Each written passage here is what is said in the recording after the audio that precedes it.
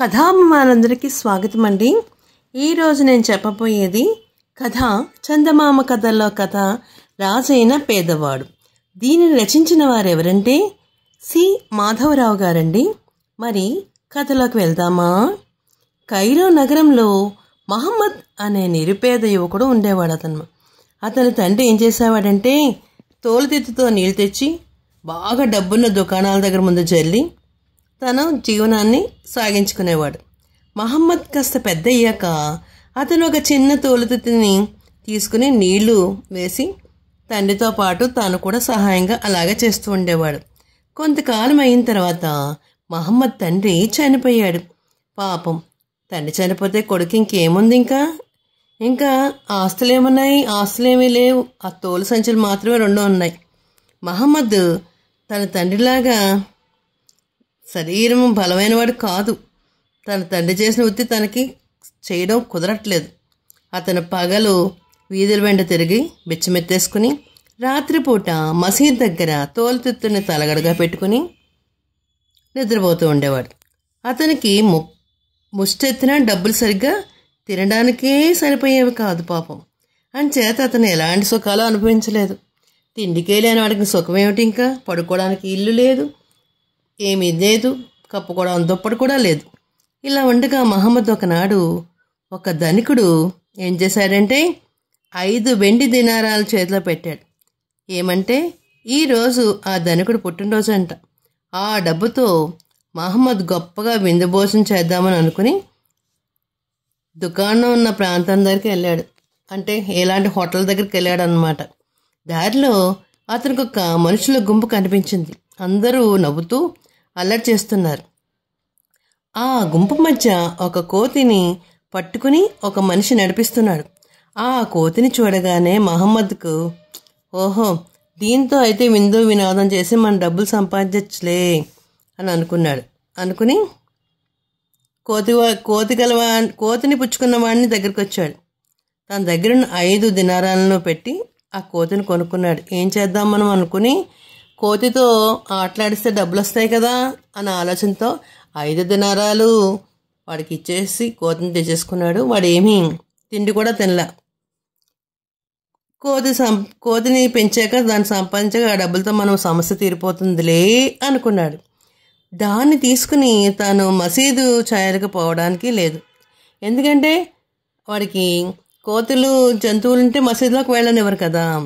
అంచేత అతడు ఒక పాడుపడిపోయిన ఇంట్లోకి వెళ్ళి అక్కడ రాత్రి పడుకుందామని అనుకున్నాడు. మరొకటి ఏంటి, ఆకలి. కడుపులో ఆకలి దంచేస్తుంది. సమయానికి తినకపోతే ఏమవుతుంది?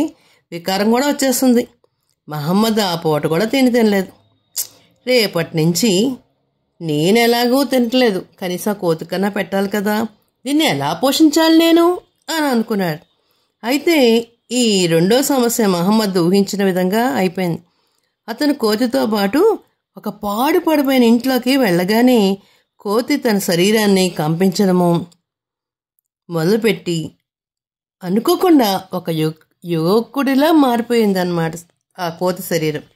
ఆ మార్పు చూసి నిర్ఘాంతపోయిన మహమ్మద్తో ఆ యువకుడు, మహమ్మద్, పాపం నువ్వు నీ దగ్గర డబ్బంతా పెట్టి అనుకొని నీకు తిండి కూడా తినకుండా ఉన్నావు. ఊరికే దిగులు పడికే, ఎదుగో ఈ బంగారు దినాన్ని తీసుకుని కొట్టుకెళ్ళి మన ఇద్దరికి మంచి భోజనం పట్టరా అన్నాడు. నేను నిన్నెందుకు కొన్నాను? నువ్వెవరువు? ఎక్కడి నుంచి వచ్చావు? నీకేం కావాలి అని మహమ్మద్ అడిగాడు. ఆ ప్రశ్నలన్నీ వేస్తూ కూసోక ముందు వెళ్ళి తొందరగా పట్టురా, ఆకలితోంది, తినాలి అని అన్నాడు. ఒక్కడి మాత్రం జ్ఞాపకం ఉంచుకో, నేను అదృష్ట దేవతను. నా వల్ల నీకు డబ్బు వస్తుంది, కీర్తి వస్తుంది, హోదా వస్తుంది అన్నాడా కోతి యువకుడు. అంటే కోతి రూపంలో వచ్చిన మనిషిగా అయ్యాడు కదా అతను. మహమ్మద్ దుకాణం దగ్గరకు పరిగెత్తుకెళ్ళి ఖరీదైన తినుబండారాలు ఎన్నో తెచ్చాడు. వాటిని ఇద్దరు తిన్నారు. అది మహమ్మద్ ప్రాణానికి ఎంత హ్యాపీగా విందు భోజనం అనిపించింది. కడుపు నిండా తిన్నాక ఇద్దరు పడుకుని నిద్రపోయారు. మన్నాడు ఉదయం కోతి యువకుడు ఏం చేశాడంటే మహమ్మద్తో, మనకి పాడుపడిపోయిన ఇంట్లో ఉండవలసిన కర్మేంటి? డబ్బిస్తాను, మంచి భవంతిని అద్దెకి తీసుకుని మాట్లాడరా అంటూ బోళంత బంగారు కాయిన్స్ ఇచ్చాడు. వాళ్ళు ఉండడానికి గొప్ప భవనము, వాళ్ళు కట్టుకోవడానికి మంచి బట్టలు ఏర్పాటైనవి. మహమ్మద్ స్నానాలకు వెళ్ళి వచ్చి కొత్త బట్టలు వేసుకున్నాడు. ఆ బట్టలు వేసుకోగానే వాడు ఎలా ఉన్నాడంటే ఒక రాజకుమారులా ఉన్నాడు. అబ్బా, ఎంత అందం ఉందా నీలో అని అడిగాడు కోతి రూపంలో ఉన్న యువకుడు. చూడు మహమ్మద్, నీకు చంద్రబింబం లాంటి రాజకుమార్తె దొరికినట్టయితే పెళ్ళాడతావా అని కోతి రూపంలో ఉన్న యువకుడు అడిగాడు. తప్పకుండా పెళ్ళాడతాను అన్నాడు మహమ్మద్ ధైర్యంగా.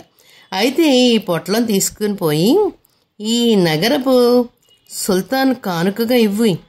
ఏం కావాలని ఆయన నీతో అడిగితే కనుక నువ్వేం చెప్తావంటే ఆయన కూతునిచ్చి పెళ్లి చేయమను అని అడుగు. ఆ పిల్ల నీకు రాసిపెట్టుంది, అంచేత సుల్తాన్ నిన్ను అల్లుడుగా చేసుకుంటాడు, ఒప్పుకుంటాడు అన్నాడు కోతి రూపంలో ఉన్న యువకుడు. మహమ్మద్ బయలుదేరి రాజభవనానికి వెళ్ళాడు. ద్వారపాలకులు అతని బట్టలు చూసి, ఎవరో రాజకుమారు చాలా గొప్పవాడు వచ్చాడని అనుకుని సుల్తాన్ గారికి కానుకగా సమర్పించుకోవడానికి వచ్చానని తెలిసి లోపలికి పోనిచ్చేశారు. మహమ్మద్ సుల్తాన్ సలాం చేసి, సలాం బాయ్, సలాం సార్ అని అన్నాడు. తెచ్చిన పొట్లం అందించాడు. ఈ కానుక తమ ఘనతకు మీకంత గొప్పది కాకపోవచ్చు, నేను ఈ పేదవాడిని, దయచేసి తీసుకోండి అన్నాడు. సుల్తాన్ దాన్ని అందుకొని అక్కడే ఉన్న మంత్రిని పిలిచాడు. ఆ పొట్లం విప్పి అందులో ఏముందో చూడమన్నాడు. చక్రవర్తి ధరించవలసిన రత్నాభరణాలున్నాయి అందులో. సుల్తాన్ వాటిని చూసి నిర్ఘాంతపోయి, నీ కానుక నేను స్వీకరించాను, దీనికి బదులుగా నీకేం కావాలో అడుగు, కోరుకో అన్నాడు.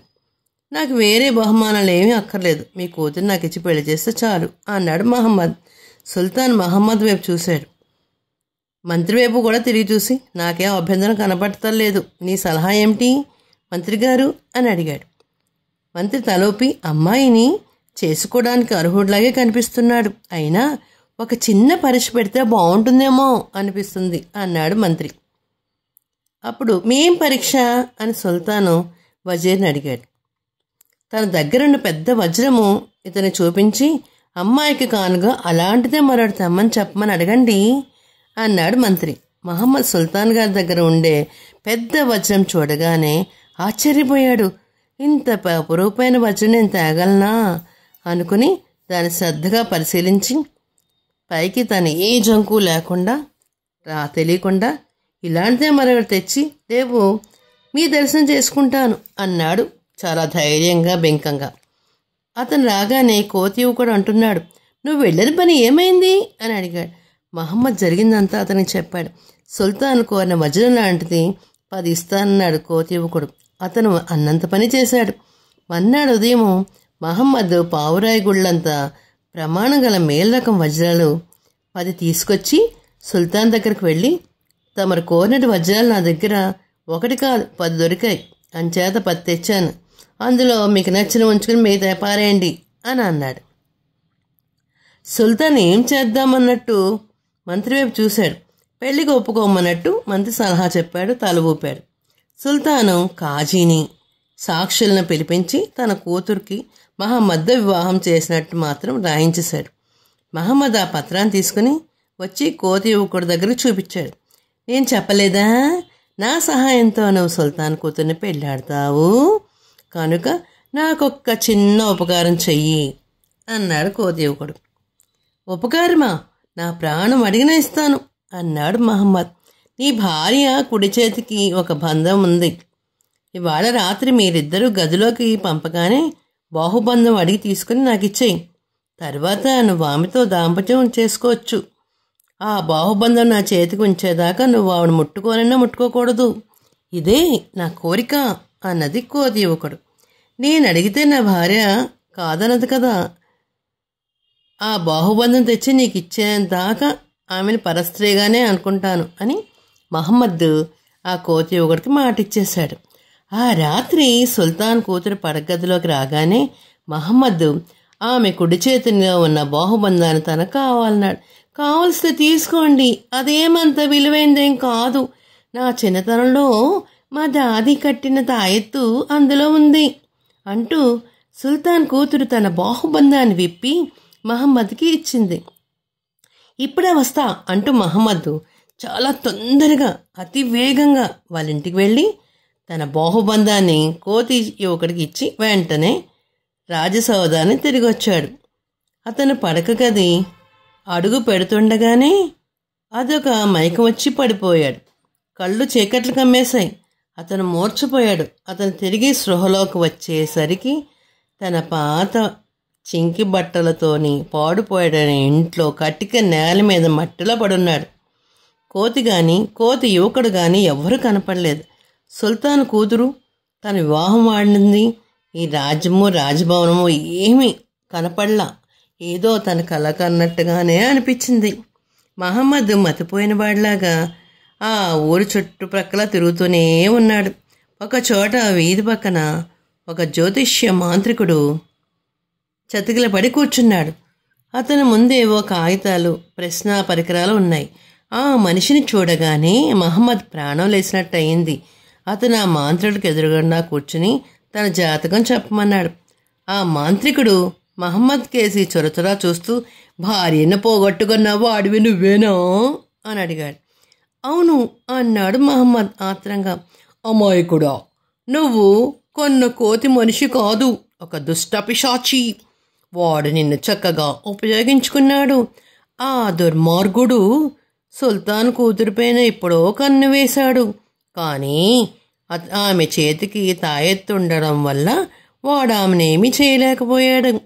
ఆ తాయెత్తు కాజేయడానికే వాడు నిన్ను ఉపయోగించుకున్నాడు. ఆమెని కాజేసుకుపోయాడు. కానీ పిశాచిని నిర్మూలించవచ్చు అనుకుంటున్నాను అని మాంత్రికుడు ఒక కాగితం మీద అర్థం లేని గీతలు గీసి మహమ్మద్ చేతికిస్తూ, ఈ కాగితం పట్టుకుని నేను చెప్పే స్థలానికి వెళ్ళు. అక్కడ ఒక తండా వస్తుంది. ఆ తండాకు నాయకుడును వాణ్ణి గుర్తించి అతనికి కాగితం ఇవ్వు. నాకెప్పుడు నువ్వేమీ చెప్పక్కర్లేదు. ఈ పని నువ్వు సామనుకూలంగా చేసుకొని తర్వాత ఇద్దుగాని అన్నాడు.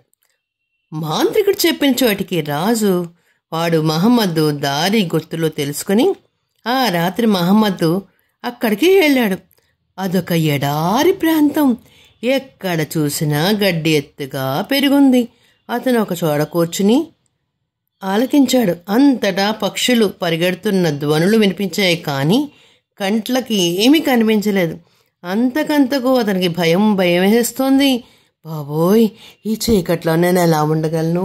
ఈ పక్షుల అరుపులు అమ్మో అమ్మో అనుకుంటున్నాడు. అంతలో దూరంగా కాగడాలు కనిపించాయి. పట్టుకున్న వాళ్ళు ఎవరూ కనపడలేదు. అనేక కాగడాలు గాల్లో అలా తేలుతున్నట్లు అనిపిస్తున్నాయి. కొంచెం దగ్గరకు వచ్చాక ఆ కాగడాల నడిమధ్యన ఒక సింహాసనం మీద కూర్చుని ఒక వ్యక్తి కనిపించాడు. ఆ వ్యక్తి అతని కేసు చూస్తుండగా గమనించి మహమ్మద్ ఆయనకి కాగితాన్ని ఇచ్చాడు. ఆయన కాగితాన్ని చదివి చూసుకుని కాగడాలను ఆపి ఎవరివో అదృశ్య వ్యక్తిని పిలిచి, ఆత్రాష్, నువ్వు కైరో వెళ్ళి ఫలాని పిశాచిని గొలుసులతో బంధించి పట్టుకురా అని ఆజ్ఞాపించాడు. 1 గంట లోపల కోతి యువకుడు గొలుసులతో బంధించబడి అక్కడ ప్రత్యక్షమయ్యాడు. ఆ దృశ్యము వ్యక్తుల నాయకుడు అతన్ని, ఈ మనిషి నోటి ముందు ముద్దు కాజేసి కబళించావా అని అడిగాడు. ఆ ముద్దని నేను ఇంకా కబళించలేదు, అది నా కోసం తయారు చేసుకున్న ముద్దే అన్నాడు కోతి యువకుడు. ఆమె బాహుబంధం వెంటనే అతనికి ఇచ్చేయి అన్నాడు నాయకుడు. దాన్ని నా దగ్గర ఉంచుకుని ఏం చేసుకోను, నేనేం తీసుకోలేదు అంటూ కోతి యువకుడు నోరు తెరిచి బాహుబంధాన్ని మింగేశాడు. ఆ మరుక్షణమే అతను నెత్తిన చేయి పెట్టగానే అతను కిందకి అణగారిపోయాడు. కోతి యువకుడు అణగారిపోయి చివరికి కాయ పగిలినట్టు తల పగిలిపోయింది. ఆ తర్వాత నాయకుడు ఆజ్ఞ ప్రకారము అదృశ్య వ్యక్తి కోతిని యువకుడిని ముక్కముక్కలుగా చేసేసి అతని దగ్గరున్న బాహుబంధాన్ని తీసుకుని మహమ్మద్ చేతిలో పెట్టేశాడు. మహమ్మద్ ఆ బాహుబంధాన్ని చేత్తో పట్టుకుని మరుక్షణమే మాయమైపోయాడు. స్పృహ కోల్పోయిన పూర్వంలాగే అతను సుల్తాన్ గారి భవనంలో పడక్కల్లోకి ఉన్నాడు. సుల్తాన్ కూతురు మంచమే పడుకుని నిద్రపోతుంది. అతను ఆమెకి చేతికి బాహుబంధం కట్టగానే ఆమె లేచి కూర్చుంది. ఈసారి అతను మరొక కళ్ళ నుంచి మేలుకొని వచ్చినట్టుగా ఉంది. మన్నాడు అతని కానీ అతని భార్యకి కానీ ఎవరూ కూడా ఈ 2 రోజులు ఏమయ్యారని అడగలేదు. ఇక మహమ్మద్ ఎలాంటి చిక్కులు రాలేదు. అతను సుల్తాన్ కూతురుతో సుఖంగా కాపురం చేస్తూ సుల్తాన్కు వేరే మగపిల్లలు లేనందున ఆయన అనంతరము కైరోకి సుల్తాన్గా చేసేశాడు. మరి చూసారా పిల్లలు, కథ ఎలా ఉంది? తెలుగువారి దీపకాంతికి లైక్ చేసి, షేర్ చేసి, సబ్స్క్రైబ్ చేసి, కామెంట్ రూపంలో పెట్టండి మరి.